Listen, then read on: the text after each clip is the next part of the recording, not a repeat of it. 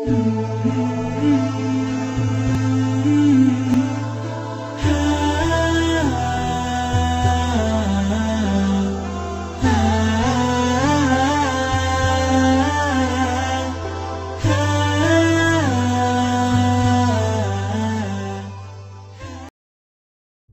ayat ke-21, Allah menginginkan dengan bahasa yang sangat tegas dan mendalam bahwa semua hamba Allah ini diinginkan oleh Allah menjadi hamba yang baik. Masuk pada golongan yang pertama. Jadi golongan pertama pertahankan konsisten sampai wafat.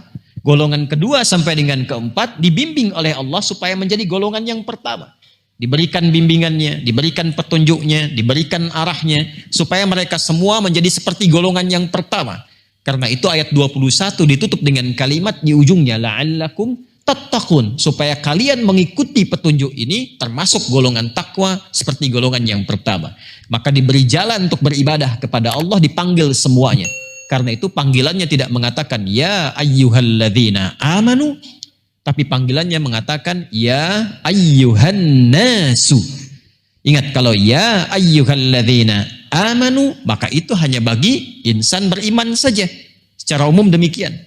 Tapi ketika dipanggil ya ayyuhan nasu u'budu rabbakumul ladzi khalaqakum walladzina min qablikum la'allakum tattaqun. Allah menginginkan, hei semua manusia tanpa kecuali. Saya pernah detilkan dari huruf ya-nya.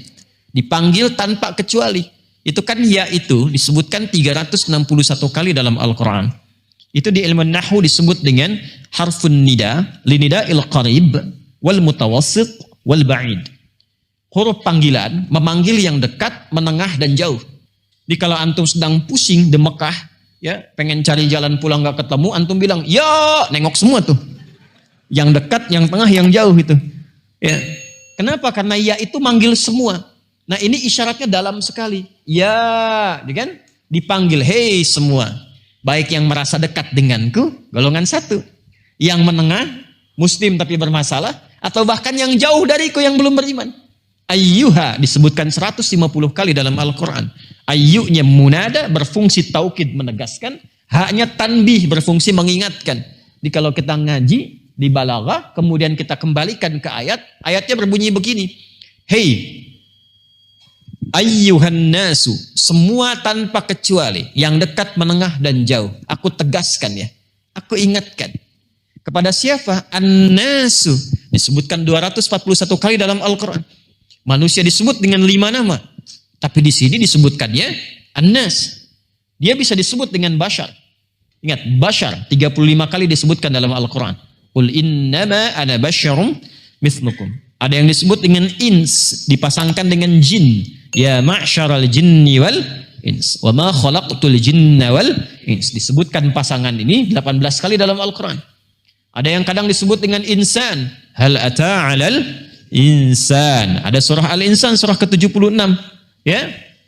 Ar-Rahman 'allamal Quran. Khalaqal insan. 65 kali disebutkan dalam Al-Quran. Ada yang kadang disebut dengan Bani Adam. Ya Bani Adam khudhu zinatakum 'inda kulli masjid. Quran surah 7 ayat 31 disebutkan 7 kali dalam Al-Quran. Tapi di sini Allah tidak mengatakan ya ayyuhal bashar, ya ayyuhal ins, ya ayyuhal insan, ya ayyuhal bani Adam. Tidak. Allah mengatakan ya ayyuhan nas. Kenapa disebut nas? Nas itu kalau disebutkan sudah mencakup seluruh manusia dengan interaksi sosialnya. Dimanapun dia berada. Jadi Quran itu setiap kalimat, setiap diksinya itu tajam dan terukur, tinggi presisinya. Jadi kalau bukan firman Allah, mustahil itu ada kalimat begitu. Setiap tempat, setiap ayatnya itu punya makna yang spesifik dan dalam sekali. Jadi Allah mengatakan, hei semua manusia yang berinteraksi dalam kehidupan, dimanapun kalian berada. Kalian merasa dekat, menengah atau jauh dariku. Wa'budu rabbakumul ladzi khalaqakum walladzina min qablikum la'allakum tattaqun. Terjemahnya dari belakang dulu. Aku menginginkan kalian tuh jadi baik semua. Aku ingin kalian mendekat kepadaku. Aku ingin kalian bahagia. Aku ingin kalian mendapatkan petunjukku. Jalan menuju situ, mendekatlah kepadaku. Caranya bagaimana? Tingkatkan ibadah. Ibadah itu membangun kedekatan dengan Allah. Kenapa ya Allah? Aku yang telah menciptakanmu. Aku yang paling tahu tentang engkau. Aku tahu hidupmu. Ya kan? Logikanya kata Allah begitu. Itu dibalas dengan logika. Kan aku yang menciptakan engkau. Engkau tahu aku penciptamu. Ya kan? Aku yang tahu jalan hidupmu. Aku tahu hidup dan matimu. Aku tahu mana yang baik untukmu, mana yang tidak baik untukmu. Dekati aku, amalkan petunjukku supaya engkau masuk dalam golongan yang tertawa. Lalu apalagi ya Allah? Maka muncul ayat ke-22 untuk menegaskan. Ini aku siapkan untukmu. Engkau berkehidupan di bumi kan? Aku jadikan bumi nyaman untukmu. Alladzi ja'ala lakumul arba firasya. Aku jadikan langit sebagai naungan. Aku berikan berbagai tempat untuk berkehidupan. Diberikan kenyamanan.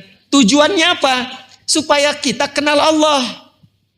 Makanya antum nih kalau rumahnya bagus, kendaraan bagus, mewah, hidup nyaman, belum kenal Allah, ada yang nggak tepat itu. Karena diberikan semua itu supaya kenal Allah. Itu maksudnya. Kedudukan tinggi sampai pangkat tertinggi belum kenal Allah, ada yang perlu dikoreksi. Ilmu tinggi, setinggi tingginya ilmu, tapi nggak kenal Allah, nggak punya nilai di hadapan Allah. Karena puncaknya itu, alladzina yadhkuruna Allah qiyaman wa qu'udan wa 'ala junubihim wa yatafakkaruna fi khalqis samawati wal rabbana ma khalaqta hadza batila subhanaka faqina. Jadi kita itu kalau merasa hidup nyaman, itu tuh supaya kenal Allah. Jadi malu kalau ada orang hidupnya dinilai terbatas, bahkan manusia menyebutnya dengan miskin, tapi dia sangat kenal Allah. Tahajud dia bisa bangun, puasa dia bisa lakukan, ngaji bukan hanya khatam dia bisa hafal. Dan yang paling menarik, dia masih bisa berbagi. Jadi kalau diberikan dengan segala kenyamanan dunia belum mampu mengenalkan kita kepada Allah, ada sesuatu yang harus dievaluasi sebelum maut datang menjemput.